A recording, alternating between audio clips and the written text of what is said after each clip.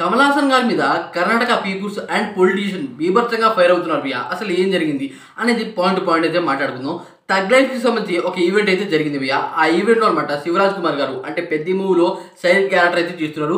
ఆ పర్సన్ అనమాట ఆ ఈవెంట్కి అయితే వచ్చారు. ఆయన అనమాట తగ్ లైఫ్లో కూడా ఒక క్యారెక్టర్ అయితే చేశారంట.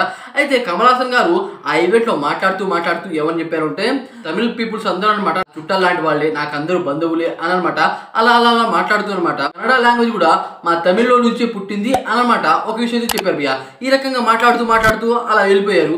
అయితే చాలా మంది అనమాట దీన్ని అయితే గట్టిగా పట్టుకున్నారు. దీనైతే పాయింట్అవుట్ చేశారు. ఏంటంటే తమిళ్ ఏంటి, తమిళ్లో నుండి కన్నడ పుట్టడం ఏంటి అనమాట బీభత్సంగా ఫైర్ అవుతున్నారు భయ్యా. కర్ణాటక పీపుల్సే కాకుండా Karnataka politician BJP or Congress కూడా దీని మీద ఫైర్ అవుతున్నారు భయ్యా. కర్ణాటక ఎటువంటి లాంగ్వేజ్, అలాగే తమిళ్ ఎటువంటి లాంగ్వేజ్, అసలు వీటికి అసలు ఏమాత్రం సంబంధం లేదు. అలాంటి స్టేట్మెంట్ నువ్వు ఎలా పాస్ చేసావు అనమాట ఫైర్ అవుతున్నారు. నువ్వు తప్పకుండా అపాలజీస్ చెప్పాలి అని కన్నడ పీపుల్స్ అలాగే పొలిటీషియన్స్ అయితే బీభత్సంగా ఫైర్ అవుతున్నారు. అయితే కమల్ హాసన్ గారు దీనికి ఏం చెప్తారో చూడాలి మరి.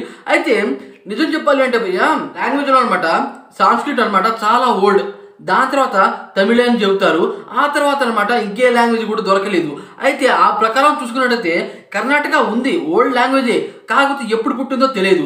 దాని బేసిక్గా అనమాట కమల్ హాసన్ గారు ఈ రకంగా చెప్పొచ్చు. అదే కాకుండా ఇంకొంతమంది ఏమని చెప్తారు అంటే ప్రతి ఒక్క లాంగ్వేజ్ బాగా ఓల్డే, కాకపోతే సాంస్క్రిట్ ఆర్ తమిళ్ అయితే తెలిసింది బాగా ఓల్డ్ అని. అయితే కన్నడ ఉంటుంది, అలాగే వేరే వేరే భాషలు అయితే ఉంటాయి, వాటి గురించి ఇంకా తెలియదు. అలా తెలియనప్పుడు నువ్వు మూసుకొని కూర్చోవాలి. అంతమంది ముందు మా లాంగ్వేజ్ అనమాట ఇలా తక్కువ చేసి మాట్లాడతావా అని కమల్ హాసన్ గారి మీద బీభత్సంగా ఫైర్ అవుతున్నారు భయ్యా. కమల్ హాసన్ గారు దీనికి ఏ రకంగా రియాక్ట్ అవుతారో చూడాలి మరి. కమల్ హాసన్ గారు నాకు తెలిసి అలా ఫ్లోలో అయితే చెప్పేశారు, వీళ్ళందరూ నా చుట్టాలే, నా స్నేహితులే అనే థాట్లో అనమాట ఆయన అయితే చెప్పేశారు.